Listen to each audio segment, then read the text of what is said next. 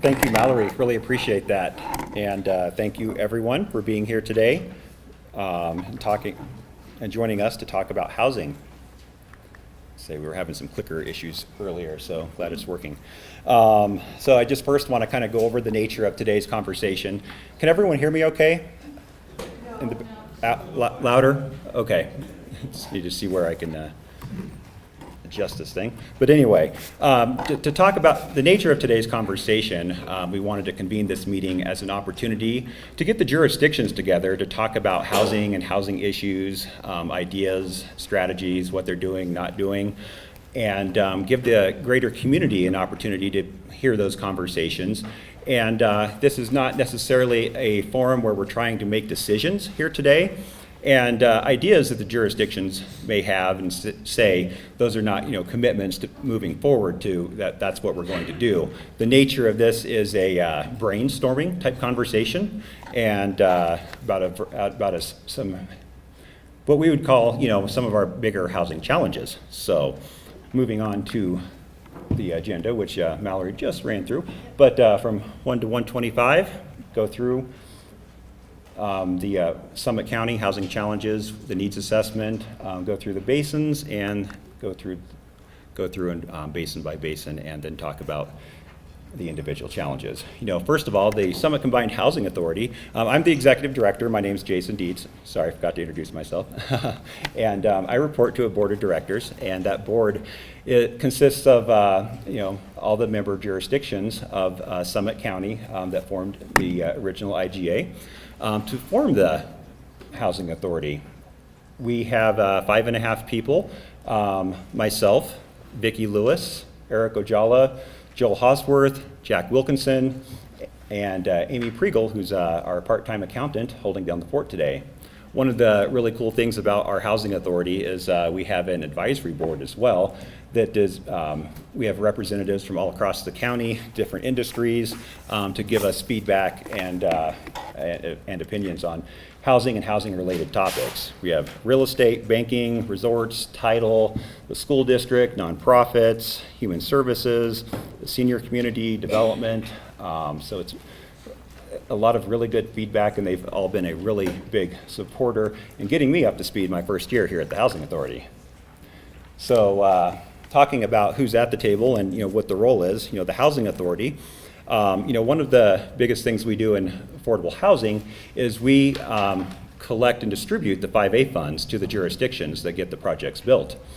And other things that we do, down payment assistance loans, we do the administration for the deed-restricted inventory of the county for the jurisdictions, and a lot of education, home buyer, renter, etc. The municipalities, they're responsible for the planning, the policy, and the projects that you see going on. They write the deed restrictions and get the projects up and out of the ground. Our business community and resorts, they are definitely impacted by the lack of available workers, looking for housing, and they also provide a fair amount of housing as well. Resorts through the resort housing, and then also the private sector as well has a lot of various housing options that we'll talk about later that some people are doing. Nonprofits in the education sector, they really feel the front line of the lack of affordable housing in the county. With the programs that they have, helping people who cannot make ends meet, and providing affordable meals, daycare, housing programs, education. They play a big role. So what is the need? We all, everyone you talk to, there's a help wanted sign. Everyone's looking for help right now. We cannot find enough help. People are being priced out of the community. And just want to quickly run through the needs assessment here. The blue lines indicate what the 2016-2020 housing needs assessment indicated we needed. The orange, that is what we have in process, in plans through the various jurisdictions, and you can see there's a lot that's been done, and you see a lot in the papers and throughout the county of various housing projects going on. But in this owned housing unit breakdown, you can see that below 60% AMI, there's nothing planned right now. In the rental section, you can see that, again, a very similar story, 80% AMI, 100% AMI. There's projects going on, but when we go to the below 60 and below, there's a very large gap. I will go back and say that Breckenridge actually, so when I built this slide, we did not have the Breckenridge units that are going to be going in. They have 96 units, so that planned really jumps up to just under 200. But still, even with that, we're looking at a substantial gap if we don't have any of the for sale below 60% AMI. That's just not being planned. So if we're not going to plan those roll over to the rental side, and now we have a substantial gap that we need to deal with. And that's one of the primary things we want to focus on today is the below 60% AMI housing and the lack of it in the county and why it's important. Looking at our economy here in Summit County, it's really matches what's going on with the rest of the state pre-recession to now. We have jumped back. We're up 10%. Whereas which is interesting, I would say, is that a lot of the resort counties similar to us haven't really jumped back yet. If we look at those, if we look at the area by industry, obviously, and not surprisingly, tourism is a substantial portion of our industry and the driver of our economy. Everything else is far in second place. If you look at that, what those jobs pay, primarily, they are low-wage jobs. This is Region 12 of the Northwest COG, Route Grand, Garfield, Eagle, Pitkin, Summit, and they're resort counties, and you can see that you have to count down to 6 spots before you get into a high-wage job scenario. If we look at Summit specifically, and this is data from the state demographer, you can see that the majority of our jobs, again, accommodation and food services, tourism, but at the wages that they are paying, 77% of the jobs in the county are at AMIs 50% or below for a single-family household. So that's really reflective of what FERC sees within their customers.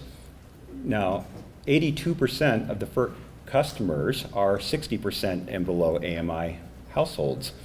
And so if you take a look at that and you factor in the cost of housing, childcare, food, et cetera, cost to live here in Summit County, there's very large deficits, $1,867 monthly deficit, $1,238 monthly deficit. How do people live with that type of a monthly deficit? Well, in reality, what happens is you end up with overcrowding, living off credit, and there's been multiple stories, through the FERC, through just people that I've talked to here at the Housing Authority, where you have a family of 4 living in a bedroom, another family of 4 living in another bedroom, another family of 4 living in the living room. That is not conducive to on the kids to a healthy childhood. Overcrowding just leads to a lot of additional problems. The average working families at FERC, are paying 40 to 60% of their income on housing. So the definition of affordable housing is 30% of your gross income. That is the government standard for what's considered affordable, whether it necessarily is or not based on other debt. It's different, but that is the standard. So if you look at the Summit County migration patterns, it really follows the trends of this being a very tourist-centric economy and with lots of low-paying wages. Summit County is in orange there. We see a mass migration of folks in their 20s and then a mass exodus right here as they go into their 30s. If you look at, this is a little bit more clear, comparing Summit County with our neighboring resort communities. Summit County has a massive spike, big shark fin right there of people coming and then leaving.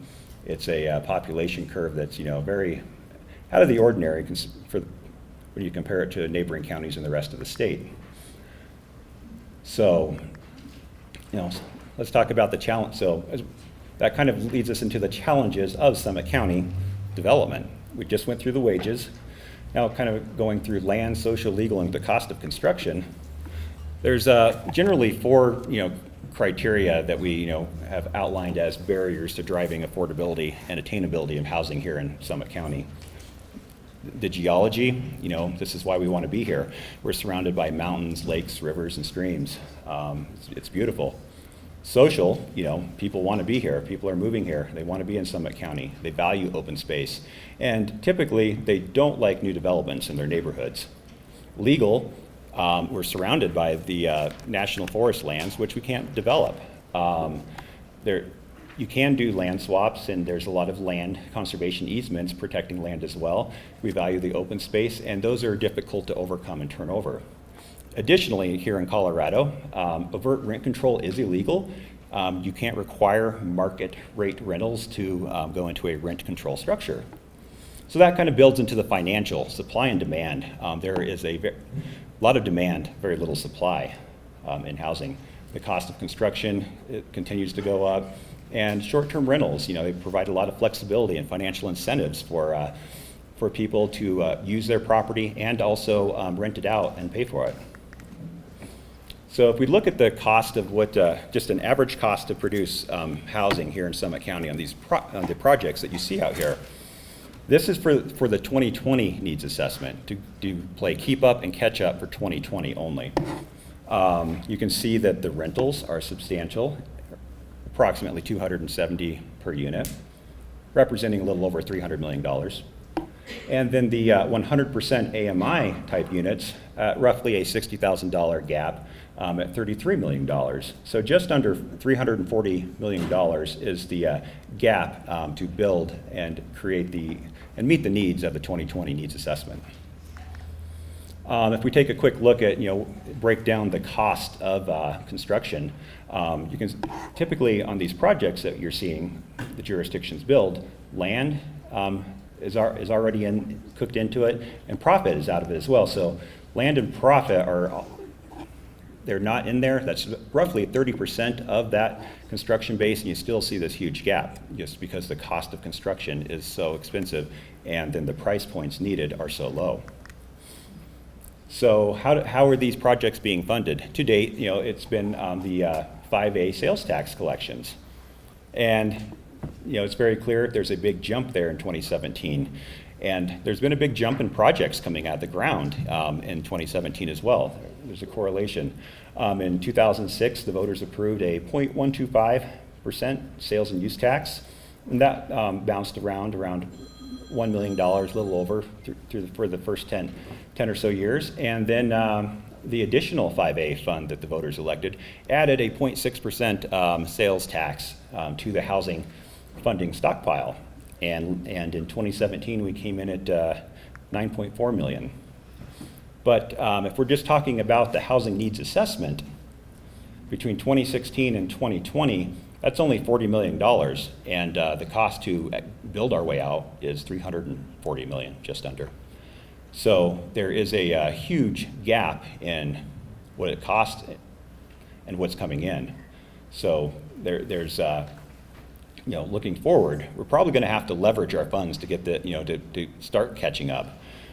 We're going to have to work together with the private sector, with nonprofits, to come up with ideas and solutions to figure out other options other than just building through the jurisdictions. If we actually add the money from 2007 all the way to what we're expecting in 2026, that's $115 million, or just about a third of the 2020 need. And then after 2020, the needs will continue as as people move in, as short terms take long-term stock away.